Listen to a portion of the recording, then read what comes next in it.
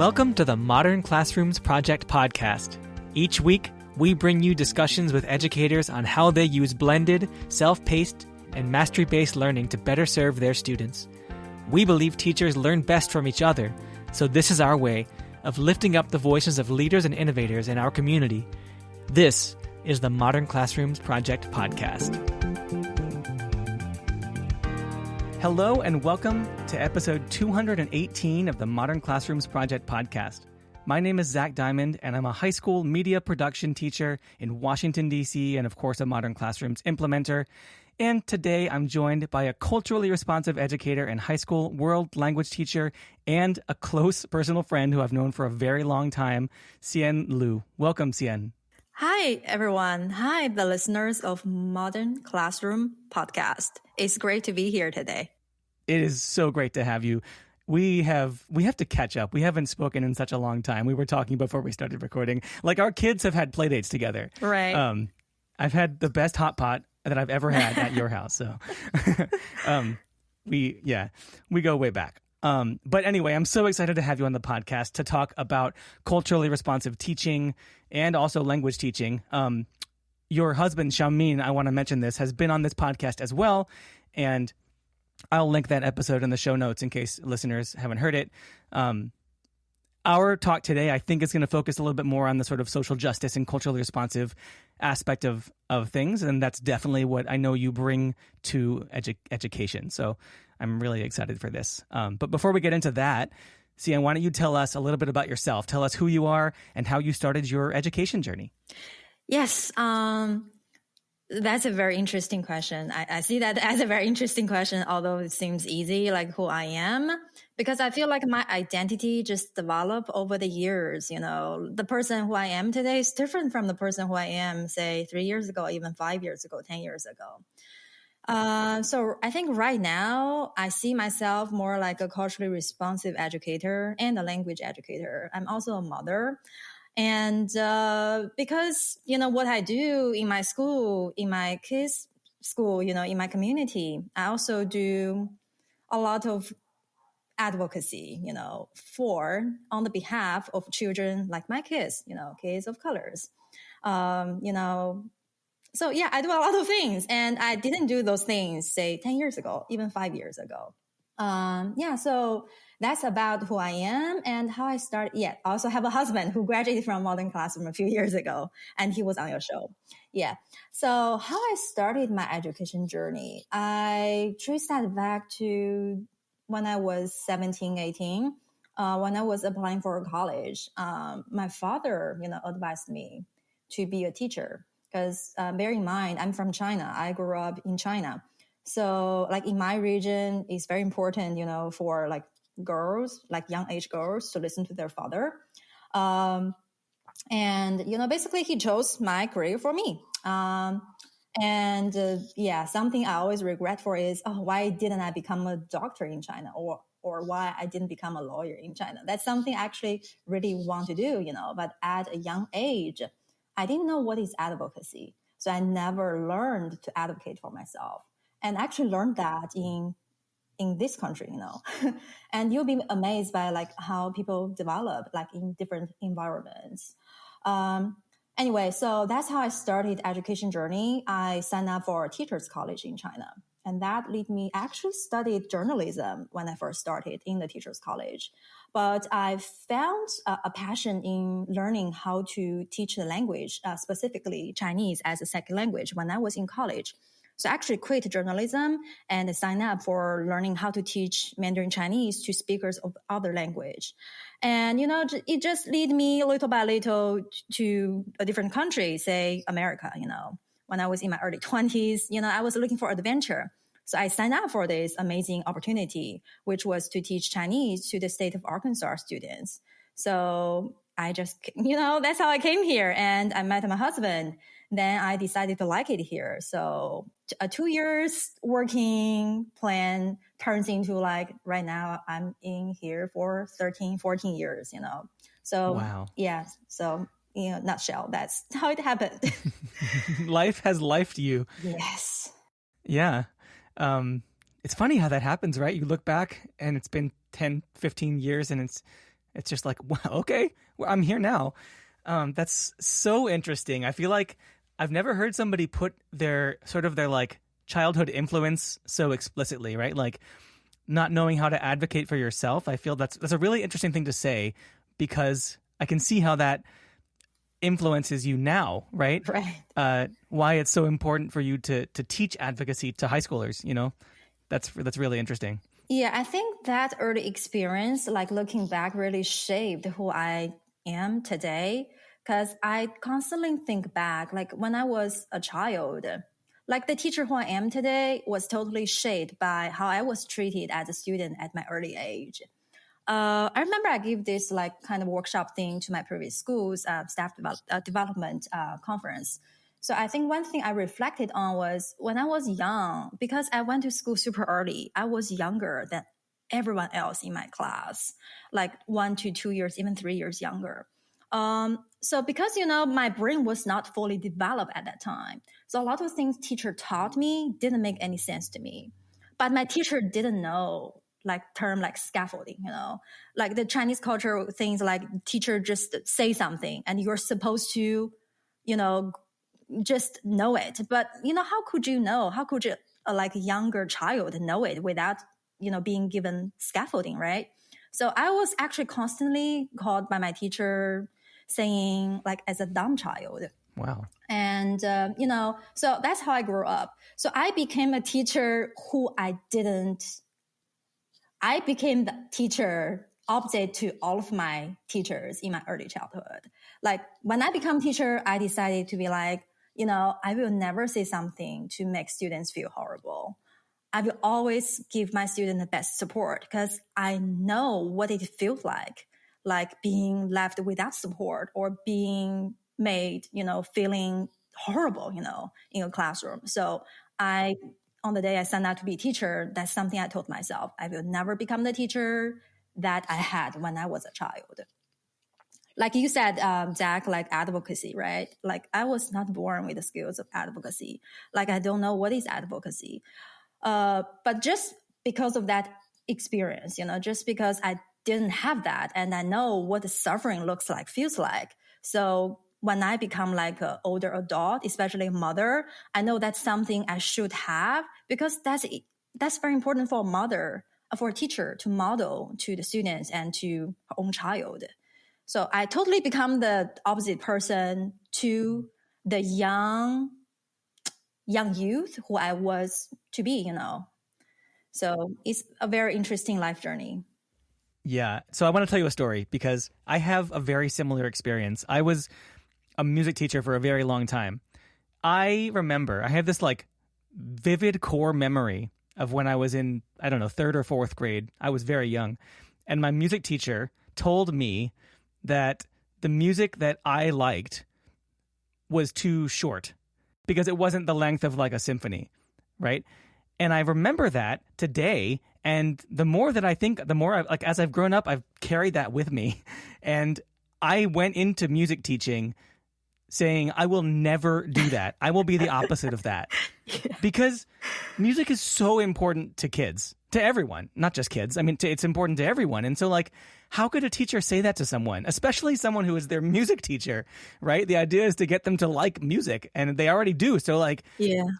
You've got your foot in the door, right? And I always remember that. And I have a very similar, you telling that story just sort of like made me remember that. Yeah, so it's funny, like what we were not later on became what we are today, Yeah. Can you talk then a little bit more, like you mentioned that, 5 or 10 years ago, advocacy wasn't so much your focus. Can you talk about how it kind of became your focus and like how that transition happened and what it was like for you? Yeah, of course. I'm sure like all the listeners like will understand, like United States is not an easy place to live, especially, when you're a person of color and sometimes like when you're a woman of color, right? So I've been learning, reflecting on my living experience here. And, not like in my early 20s, I just came here and I was like a blank piece of paper. Like I didn't know anything, but I learned things over the years. I learn things from my personal living experience. I learn things, from my friends, from my colleagues, from interaction with my community, So I don't remember exactly what is the turning point, but, sometimes I have moments like, this is happening to me.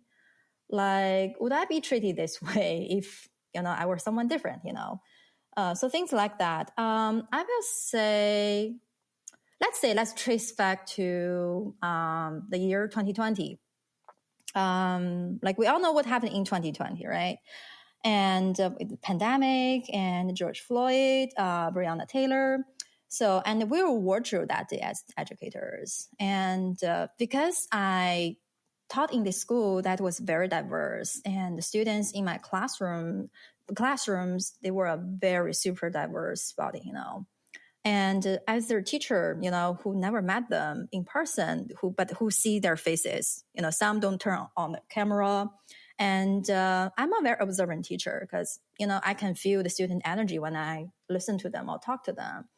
So I felt there was a tension there. I felt there was a discomfort vibe there. And I felt kids were not comfortable. Kids were nervous. Kids were scared.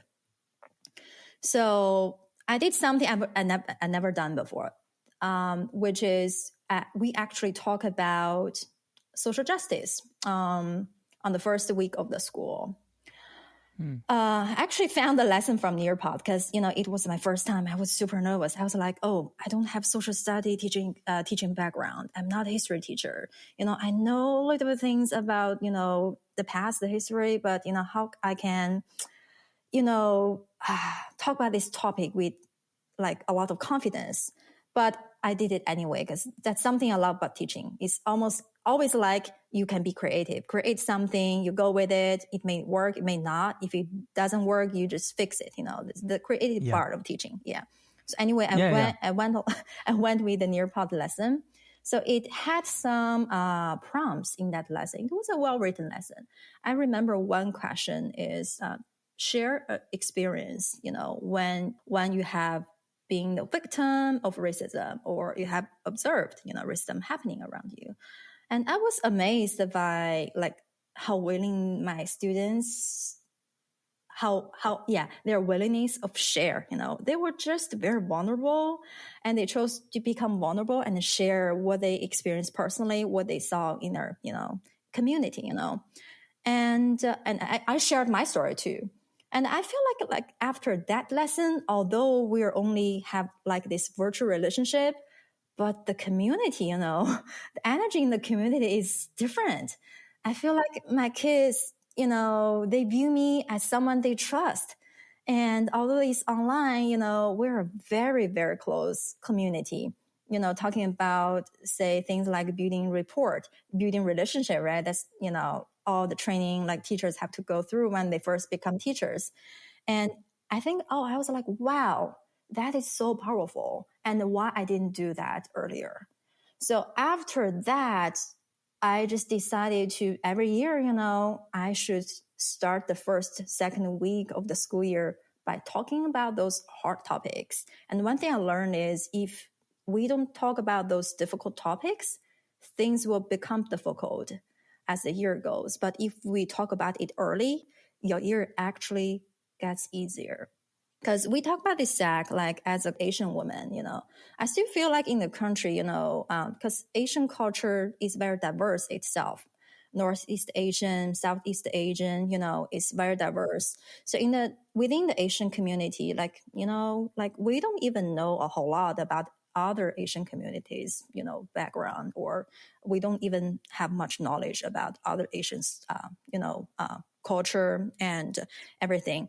But we're being labeled as one umbrella called Asian, So within the Asian communities like this, like not to mention like between, say, Asian Black community, Asian Latinx community, Black Latinx community, But the one thing I found in common, we have a common ground is we're all, minority race and we're all human beings, So I actually really struggled at the first few years at the school we used to work together because I found it was very difficult to build a relationship with my Black students and the Latinx students. And I tried, but I feel like they don't trust me. For some reason, they just don't trust me compared with like the degree of trust they give to the teachers of the same color with them, But like on that day, I figured, wow, that is the power of being vulnerable and talking about those difficult things adults pretend never happened. Like we never know, actually sixth graders, they have seen a lot, they have heard a lot, and they have a lot of sayings about it. So I really think that was one of the turning point for me as an Asian woman, female teacher, who found a way to connect with students, especially students of colors. Wow. I mean, I think that's an amazing story. I wonder, like, those kids, I wonder, like, how many teachers that they've had that have just never asked. Yes. It is not easy to ask, like, because like we said, like teaching is about experiment, and you never know where it will lead you. You never know it will be a good lesson or a bad lesson. And we're all human beings. We tend to avoid, the things we don't feel comfortable to do. We tend to only do the things we feel familiar with. So I was totally in a discomfortable zone. I was like, let me just give it a try, because we're already learning virtually. Nothing can be worse than this, And I'm so glad I tried. So after that time, I think the second time I did it was 2021, when there was Atlanta spa shooting. A few Asian women who worked at the spa was shot by a white young male, and that was a very scary experience for me, because when COVID happened, there was a lot of hatred towards the Asian community, Yeah, and on top of that, Asian women were killed, So we as Asians, especially women, were very scared. So I also led a discussion with my students about anti-Asian hatred. And, because earlier you talked about social justice. I'm a big fan of Learning for Social Justice, a nonprofit organization. So in my spare time, I read their periodical, and I learn a lot of new ideas, thoughts from educators, in the States. So actually, like for listeners who are trying to, experience something new and try to teach social justice in your classroom, no matter what subject we're teaching, it can be music, it can be art, it can be English, it can be anything. So they actually have 4 anchors called identity, diversity, justice, and action.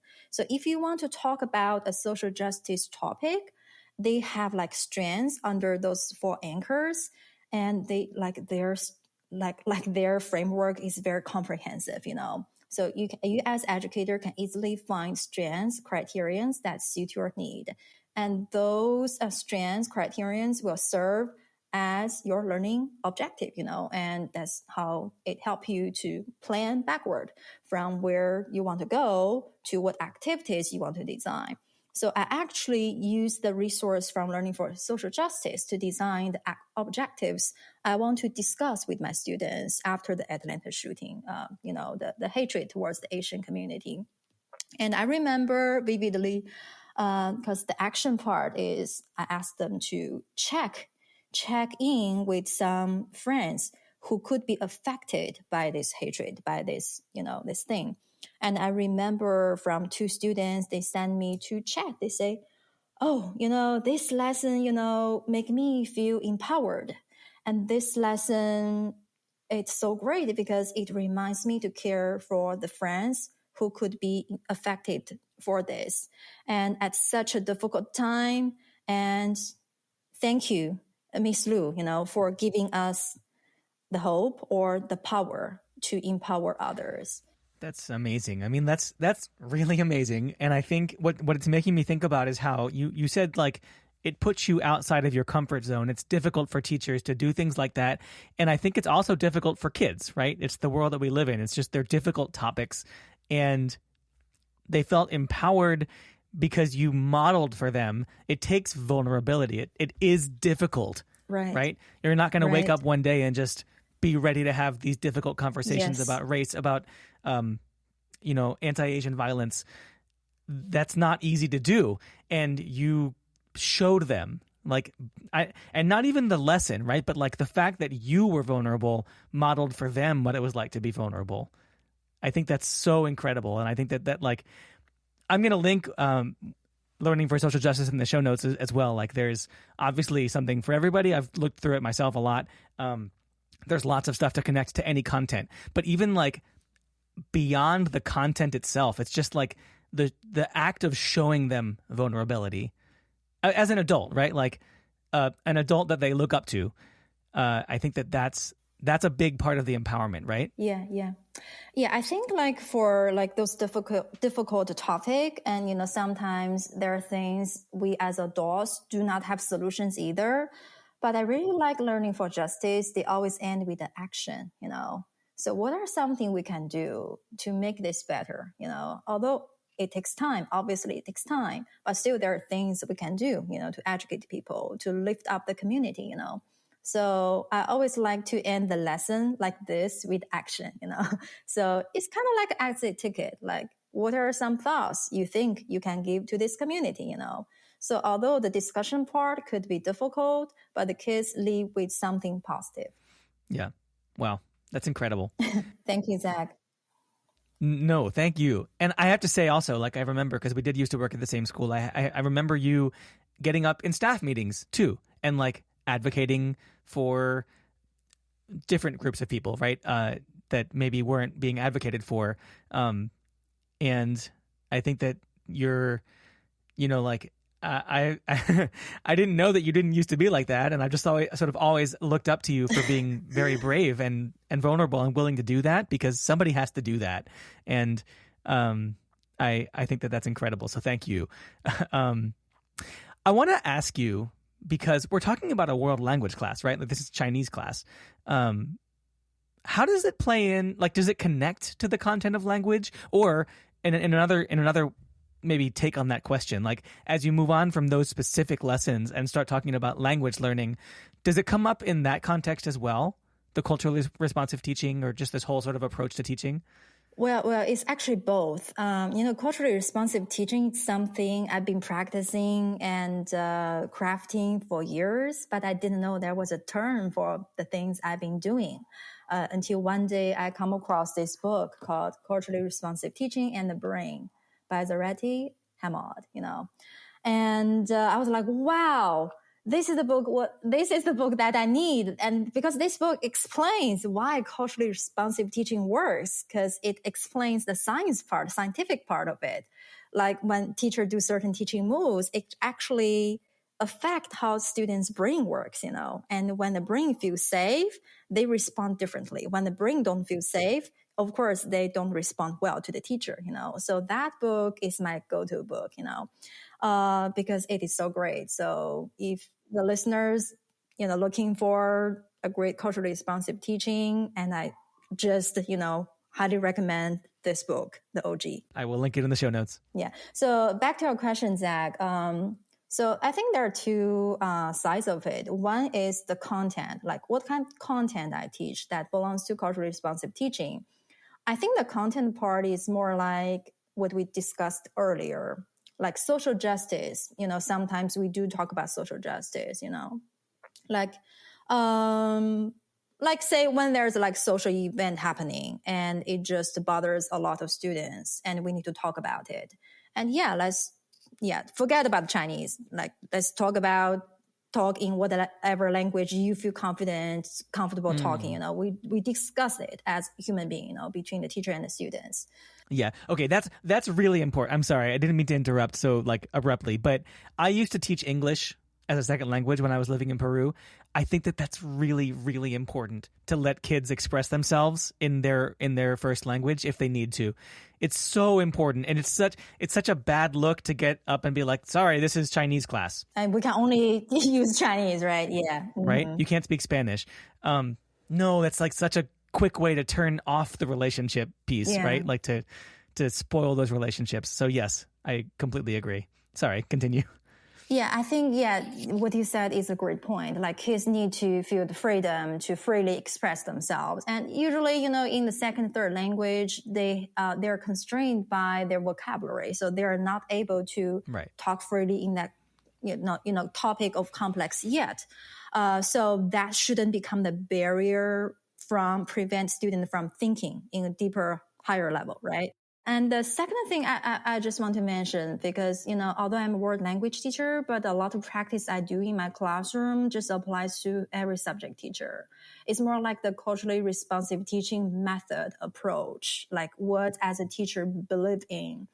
And that is the funny part, because earlier we talked about like how I become the teacher that is opposite to all the teachers I had as a little child in China, right?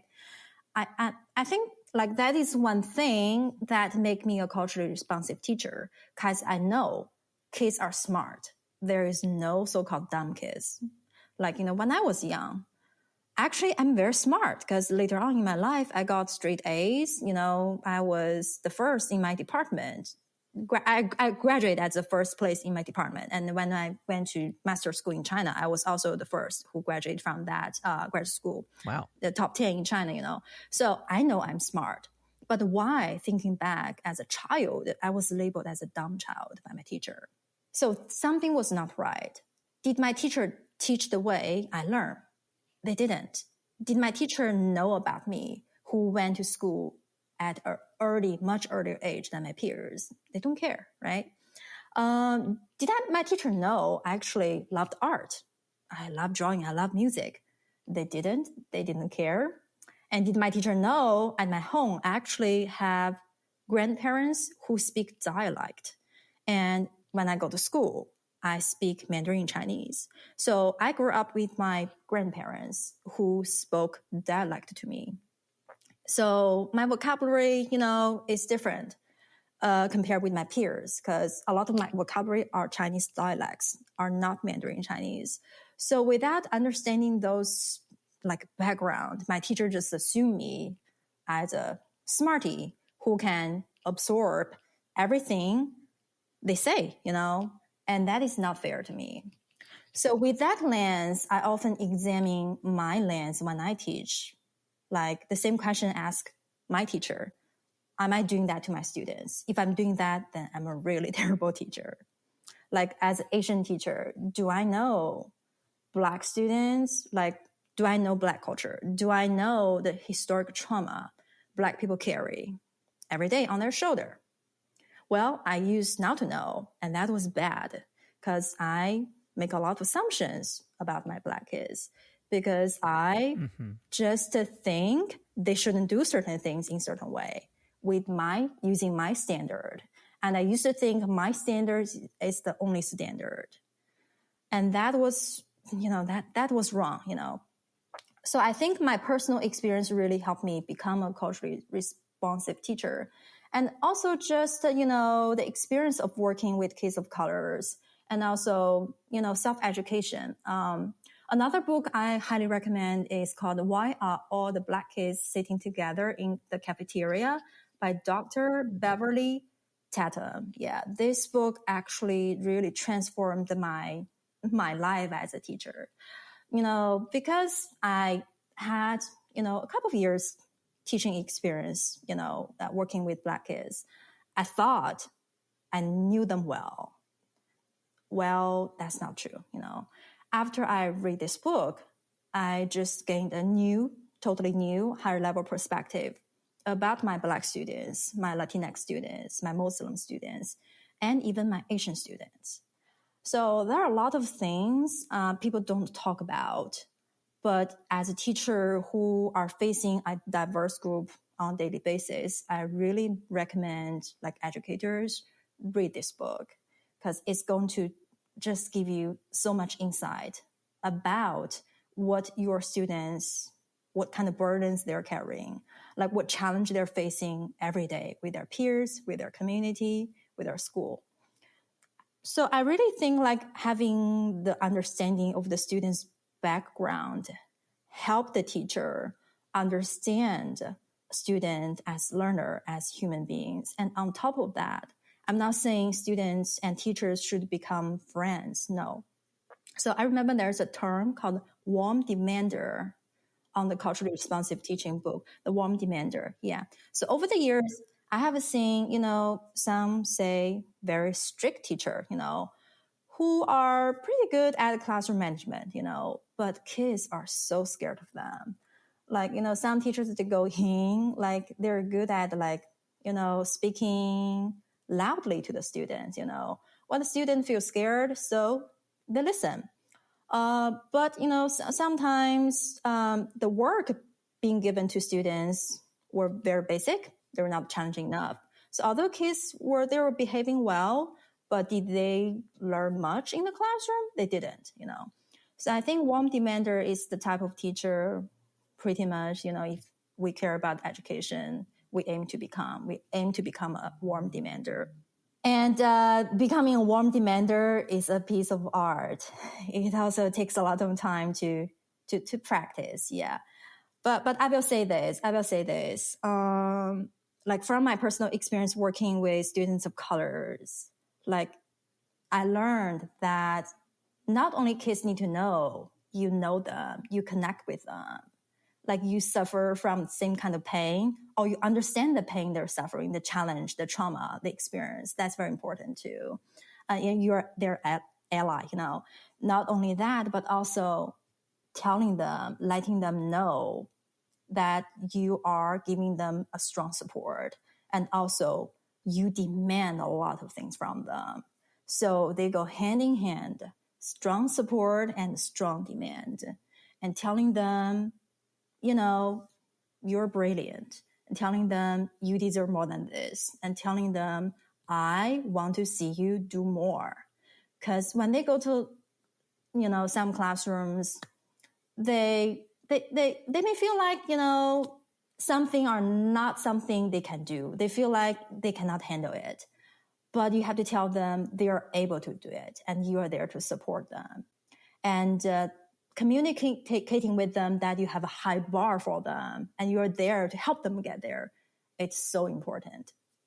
Yeah, that's really big. I think it always comes back to the relationship piece, right? Like, right. Kids, I feel like when I first started teaching, I was afraid that like giving kids bad grades or like asking them to do their work would ruin our relationship because it's like not cool. They don't want to do the work. They want to get good grades. But that's so not right. Like, that's so not what it's about. They actually do want to get good grades. Most kids want to succeed in school. I say most. I think all kids want to be successful in school. Some of them, there's lots of reasons why kids aren't. And I think that it's very easy to make assumptions about them. Yes. You mentioned that. And I think that's correct. I agree with you. And, another piece we didn't talk about is, of course, like you said, it's very important to have the relationship building. That's the foundation for everything. That's the foundation. Right. Like you cannot go anywhere if you don't have deeper level connection with your students, right? And after you have that, it's a matter of how you leverage that rapport how you leverage that relationship building with your students, and how to gear to the destination you want to go.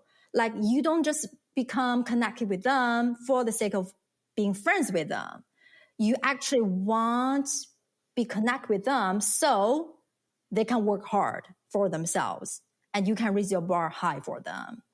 And, but how? I think that's like another topic of, saying lesson planning, right? And how to make your lesson meaningful, fun, and connected with the real world. And that's a totally that's like a humongous topic, because like teaching, like we said, is so much art, but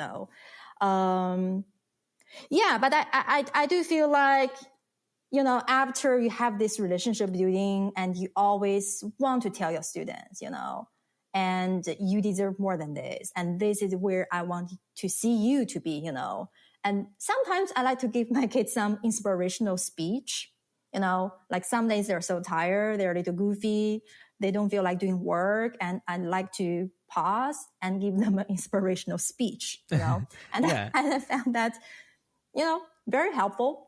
especially to the middle schoolers, you know.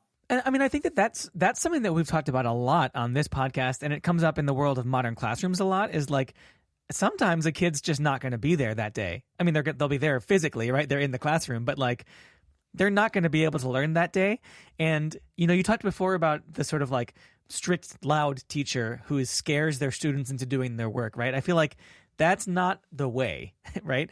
Scaring students into doing their work, maybe they'll do it, but like they're not going to remember. They're going to remember being scared, basically. Yeah. And I'm thinking like if a kid shows up and you can tell like they're not feeling it that day, the ability to go to them and either say nothing if they don't want to talk to you, or like tell them it's okay. You can take a minute, you can take a day if you need, like, and they won't be scared. That's like, there's just so much humanity like in that kind of teaching. It's so important. And everything that you're saying, it's interesting. Like I wasn't trying to ask you like, how do you teach Chinese vocabulary or whatever, because I'm not sure how applicable that is to other teachers who want to become more culturally responsive. But this stuff is applicable to everyone, right? It's not so, like you said, like the lesson planning and the actual teaching, it's a whole other topic, but it's like the place that we're coming from as the kid's teacher, right? Where are we coming from and what do we actually care about? Do we care about them learning and enjoying learning, or do we just care about them like going through the motions and turning in the paper on time and not talking when we're talking or whatever, you know, like it has to be where you're coming from. It's a fundamental thing. I completely agree.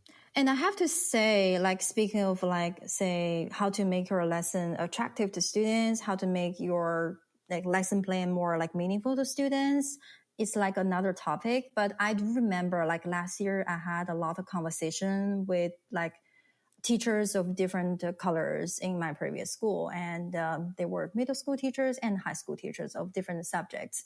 So one thing I found that a lot of successful teachers have in common is like when they do lesson planning, they do not assume students know one thing.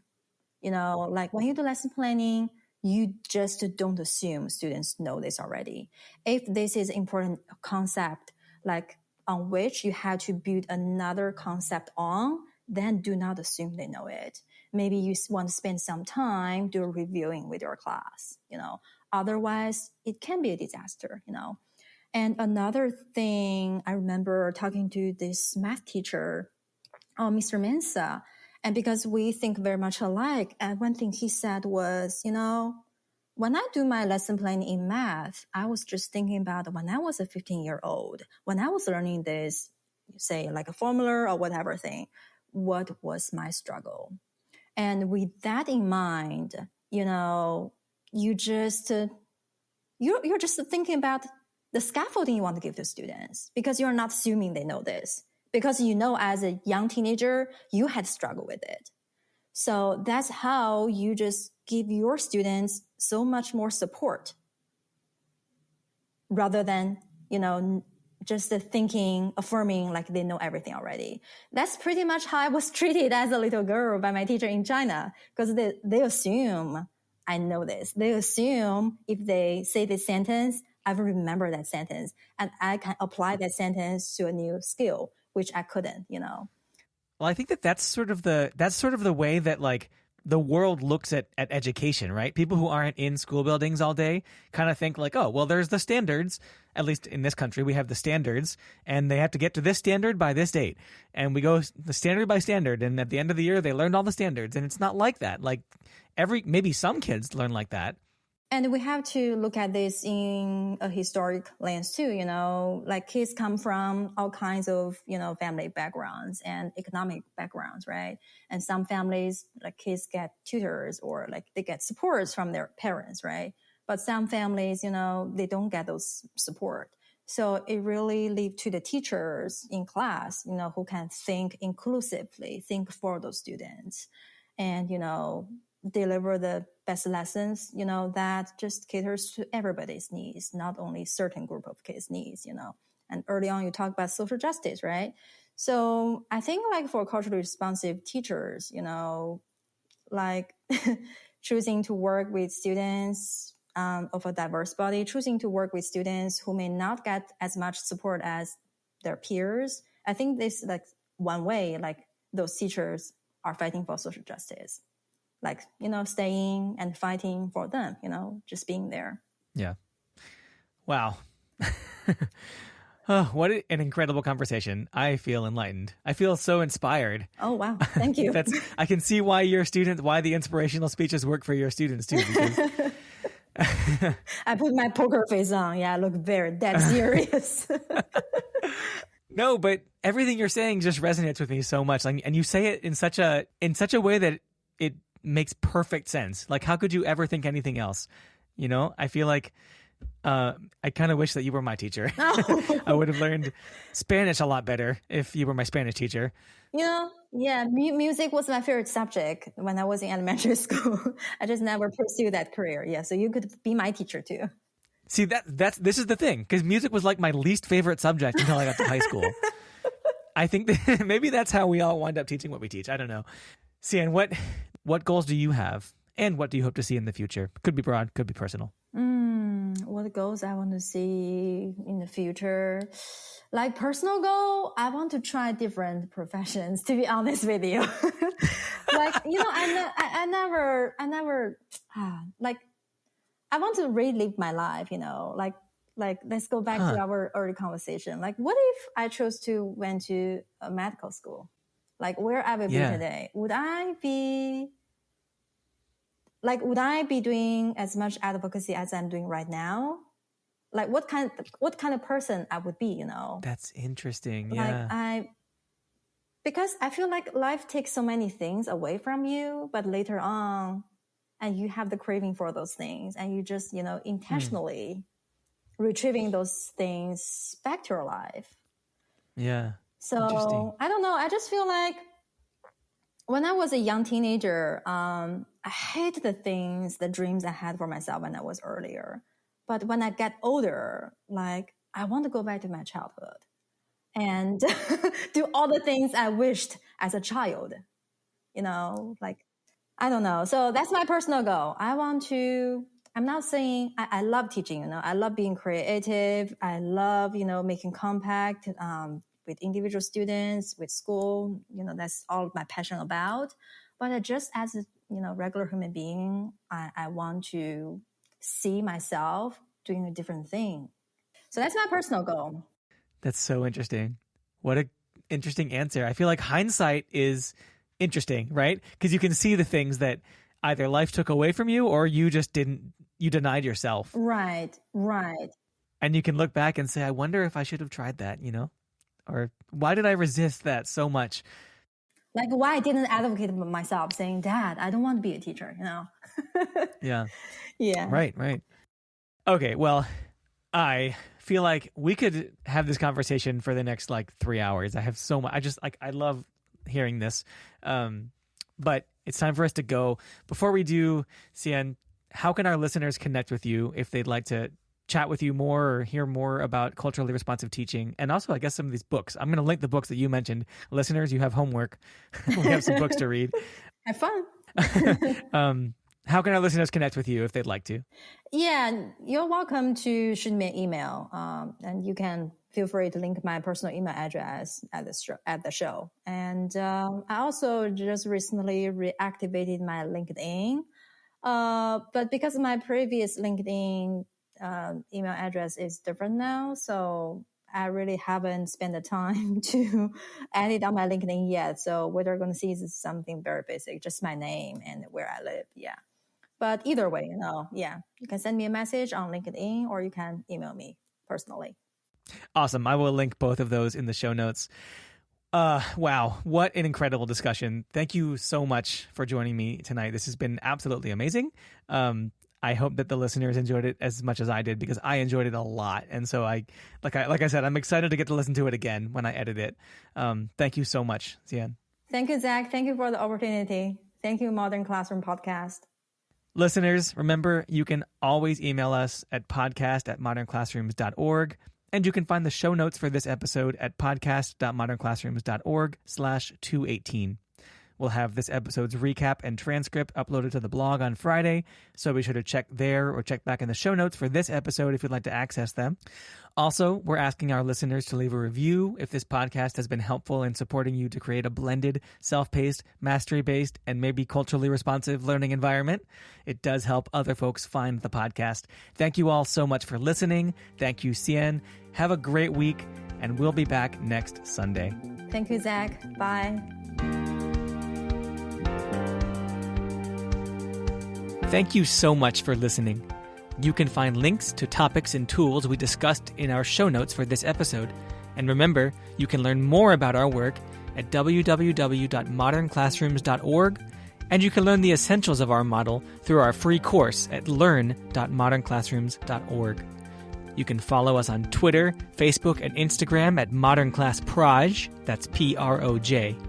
We are so appreciative of all you do for students in schools. Have a great week, and we'll be back next Sunday with another episode of the Modern Classrooms Project podcast.